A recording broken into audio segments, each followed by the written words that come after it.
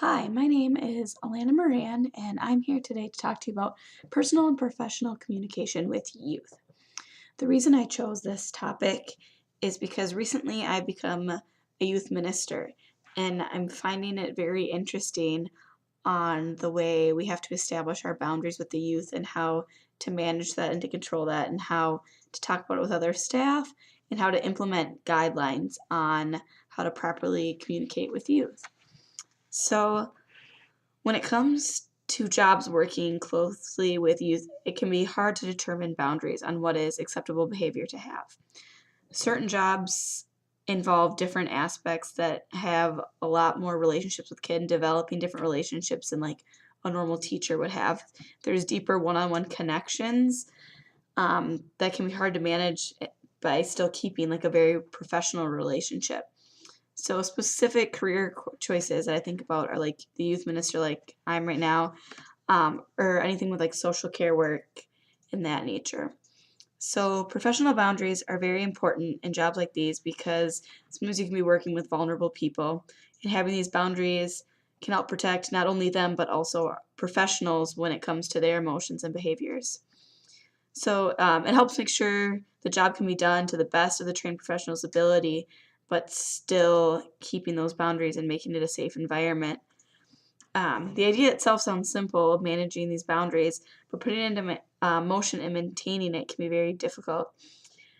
Every situation is different and every person responds differently, so it's hard to establish just like a simple list of rules to follow. So, role boundaries are crucial for the development of positive and effective relationships. They reduce the potential for harmful relationships and helps to ensure the mental and physical health of those involved. Um, it's important not to misuse or take advantage of the fact that the professional has the authority in the relationship. It is not always clear to clients when the object is to get to know or to find someone or to gain trust. So, sharing your actions with the supervisor is a good way to help make sure no lines are crossed. It helps protect you and the person because there may be misconduct without you even knowing it. And even though confidentiality is important, you don't have to necessarily share what you're talking about, but letting someone know that you are talking to somebody or the situation at hand just to protect yourself and to protect the person you're talking to. So, as a youth minister, I do meet one on one with kids occasionally, and they're coming to me as a trusted adult. And so I make sure I document what's happening so there's a paper trail if anything is to happen. And I let my supervisor know when these meetings take place. And even though I don't tell her everything that's going on. The hardest thing for me though, in knowing that are trusting me, establishing that trust, is I'm a mandated reporter. So if I hear something that isn't right, I have to report it. Like that's my job. I have that legal authority to do it, even when I know the child does not want that or they wouldn't have come and told me. So it's hard knowing that I might lose their trust, but knowing that it's like the right thing to do helps make it easier and know that I'm doing the right thing. Um, Important things to do when keeping boundaries um, is to not use any physical gestures that could be considered misconduct. You don't want to become over familiar. You shouldn't really be buying gifts. And we shouldn't really be sharing our own personal information.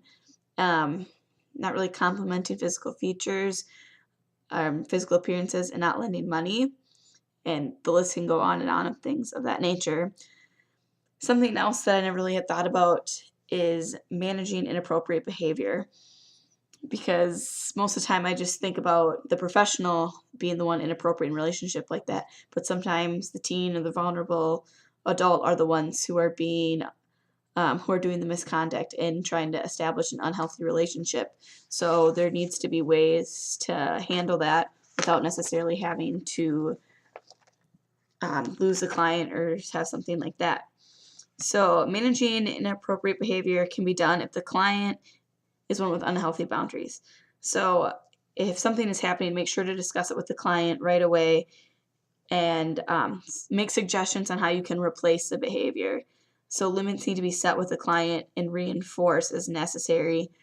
Even if it's uncomfortable and an awkward conversation to have, it needs to be had before something gets taken too far. So even though there's never just one set of clear rules on boundaries in these kinds of career fields, it's just important to stay aware and make sure to follow the guidelines as best as possible for the situations. And if there's ever anything that feels wrong, it probably is wrong. So to make sure to have a trusted associate to talk to, make sure they're following guidelines and proper safe boundaries. It's important to have physical, mental, and emotional boundaries to ensure a safe relationship for both the professional and the client. Every situation may call for a different type of boundary, so be sure to study proper communication methods and understand what works best for each client and best for each career choice. There are many different resources to help find the best kinds of personal boundaries to establish and how to work with different clients to protect them and yourself, like specifically with the different career choices.